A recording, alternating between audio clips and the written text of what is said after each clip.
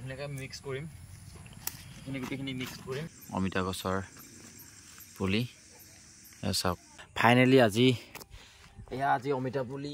হ'ল প্ৰায় তো পেকেটটো আপোনালোকে দেখিছে চাগে এইটো ইয়াতে লিখাই আছে ৰেড লেডি যেটো 786 ইয়াৰ মডেল নাম্বাৰটো তো আমি এতিয়া ষ্টাৰ্ট কৰিবলৈ লৈছোঁ ইয়াৰ কেনেকৈ আমি গুটি পচাম তো সেইটো A to Z আমি গুটিখিনি দেখাম যে আমি ষ্টাৰ্টিঙৰ পৰা ফিনিচিঙলৈকে আমি প্ৰথমতে আমি মাটিটো অলৰেডি চালি ল'লোৱে তো এই মাটিটো আমি চালি ল'লোঁ পুৰা মিহি মাটি এইটো অলপ মৌবালিয়া মাটি টাইপ তো ইয়াক আমি মাটি দিম যদি 3% আৰু গোবৰ দিম যেটো আমাৰ গোবৰো আমি অলৰেডি ৰেডি হৈ আছে এইটো গোবৰটো আমি চালি ল'লোঁ অলপ ৰ'দত দি ল'লোঁ যাতে ইয়াত ধৰি লওক বীজাণুবিলাক নাইকিয়া হয় বেক্টেৰিয়াবিলাক নাইকিয়া হয় যাতে আমি অলপ ৰ'দত দি ল'লোঁ এতিয়া আমি কি কৰিম মাটি আৰু গোবৰ এই দুটা মিক্স কৰিম ইয়াৰ লগতে যেটো কোকোনাট বিট হেটো দিব লাগে কিন্তু হেটো ধৰি লওক নাথাকিলেও প্ৰবলেম নাই তো আমি ৰিজাল্ট কেনেকুৱা হেটো আমি ফিনিচিঙত দেখাই পাব তো এতিয়া আমি মাটি ইয়াত 3% ল'ম 3% আমি ল'লোঁ 3% লোৱাৰ পাছত 3% ল'লোঁ তাৰপিছত গোবৰ আমি 1% ল'লোঁ ধুনীয়াকৈ মিক্স কৰিম এইখিনি মিক্স কৰিম পুৰা ভালদৰে মিক্স কৰিম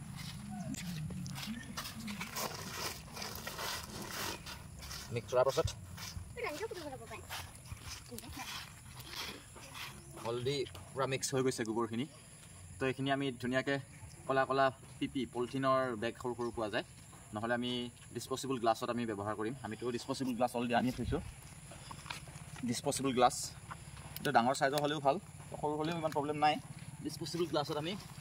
মাটিটো গোবৰ মিশ্ৰণটো ভৰাম শুকান গোবৰটো এতিয়া ইয়াতে আমি ধুনীয়াকৈ ভৰাম সম্পূৰ্ণ ফুল কৰি নিদিম অকণমান খালী জেগাত থৈ দিম আমি আৰু বস্তুটো আমি পুৰা টাইটকৈ অলপ হেঁচি দিম পাৰিলে এইটো মানে অলপ টাইটকৈ আৰু ইয়াত এটা কাম কৰিব লাগিব এই গ্লাছটো আমি ফুটা কৰি দিব লাগিব ইফালে সৰু ফুটা কৰি দিব লাগিব যাতে পানীটো ওলাই যায় ইয়াত যাতে পানীটো নাথাকে তো তেনেকুৱা হিচাপত আমি এইটো ৰেডি কৰিব লাগিব এতিয়া আমি অলৰেডি গুটিটো ইয়াত দেখিছে গুটিটো ধুনীয়াকৈ আমি তিয়ালোঁ ৰাতিটো তিয়াই থ'লোঁ তিয়াই থোৱাৰ পাছত অকণমান আমি ধুনীয়াকৈ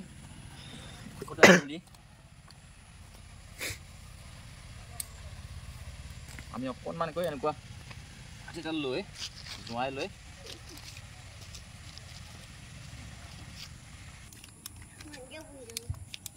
চাৰিওফালে ফুটা কৰি লৈছোঁ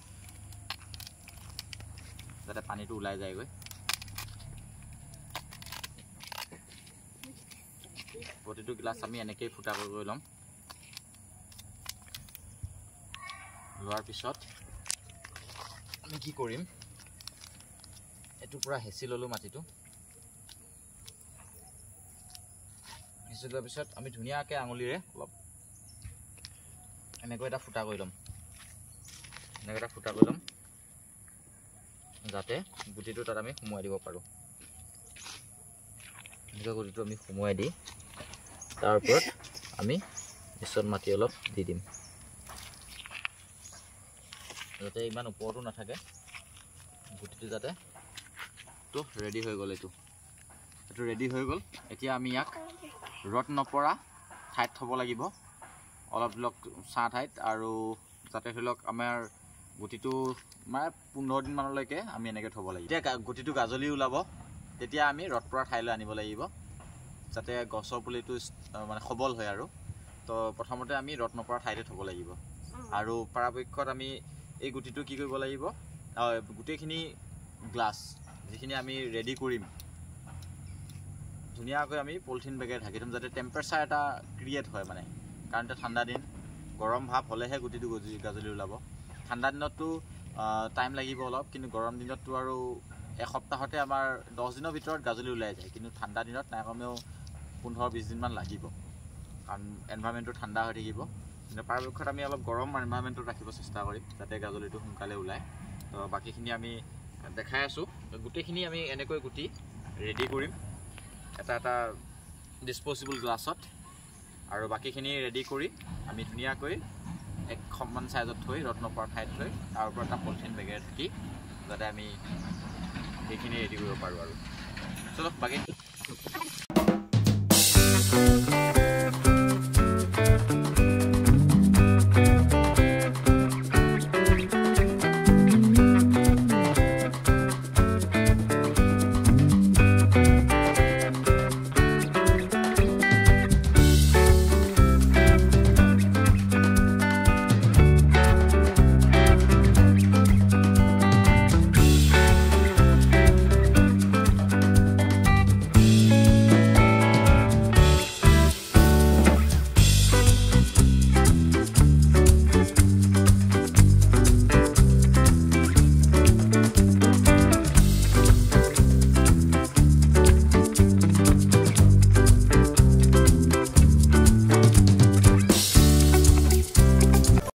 ইয়াত 13 দিন পুলি অমিতা গছৰ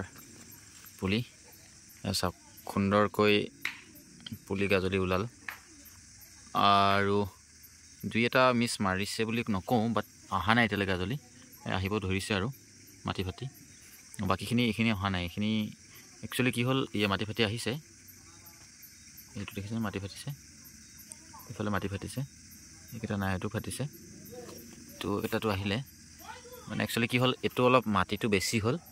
আৰু এইটো মাটিটো অলপ কমিলে মানে খাৰ পৰিমাণটো আৰু বেছি হ'ল কাৰণে এইখিনি সোনকালে আহিলে আপোনালোকে দেখিছে এয়া পুখুৰী পাৰত ধুনীয়াকৈ গাঁত খান্দি লৈছোঁ মই কিন্তু আপোনালোকৰ যদি পুখুৰী আছে তেন্তে এনেকুৱা যদি পাৰ আছে তেন্তে ধুনীয়াকৈ গাঁত খান্দিব পাৰে 5 ফুট প্ৰায় 5 ফুট ডিষ্টেঞ্চত দিছোঁ তো প্ৰায় 5 ফুট ডিষ্টেঞ্চ আছে 5 ফুট ডিষ্টেঞ্চত মই পুলিবোৰ লগাইছোঁ চাৰিওকাষেতো লগাব নোৱাৰিম কিন্তু এই ৰ'দ পোৱা ঠাইত লগাম ইয়াৰ পৰাই সি তালৈকে তো তেতিয়া মানে ৰ'দ পোৱা ঠাইত লগালে বেছি ভাল হয় এই দেখিছে এইটো বেলেগ আগতে লগোৱা অমিতা এজোপা কি ধুনীয়া অমিতা হৈছে তো হাইব্ৰিড নহয় লোকেল অমিতা কিন্তু অমিতা ধুনীয়া হৈছে দেখিছেনে তো বাকী এইটো কাৰণে মই অলপ ডিষ্টেঞ্চত দিছোঁ এইযোৰ গছৰ পৰা তালৈকে চেম তেনেখিনি দিলোঁ আৰু তেনেকৈ গোটেই পাৰ্ট লগাম এতিয়া প্ৰায় 190 নহ'বগৈ 120 বা 100ৰ ভিতৰত থাকিব পুলি প্ৰায় ষ্টেপ বাই ষ্টেপ আৰু চলো ৰ'ব এইখিনিতে এটা কথা আকৌ এই পেকেটটোৰ দাম হৈছে 1200 টকা আৰু ইয়াত গুটি মাত্ৰ আছে 150টা তো আপোনালোকে যদি কৰিম বুলি ভাবি আছে তেন্তে অক্টোবৰ মাহতে আৰম্ভ কৰিব লাগিছিলে কাৰণ মই তেতিয়া আৰম্ভ কৰিলোঁ আৰু 7 মাহৰ পিছতহে ইয়াৰ ফল আশা কৰিছোঁ আৰু তো তেনেকুৱা এটা ফল তো তেনেহ'লে চাই থাকক ইয়াৰ পাছত আকৌ ভিডিঅ' দিম আৰু ইয়াৰ পাছৰখিনি চাই কেনেকৈ মই লগাইছোঁ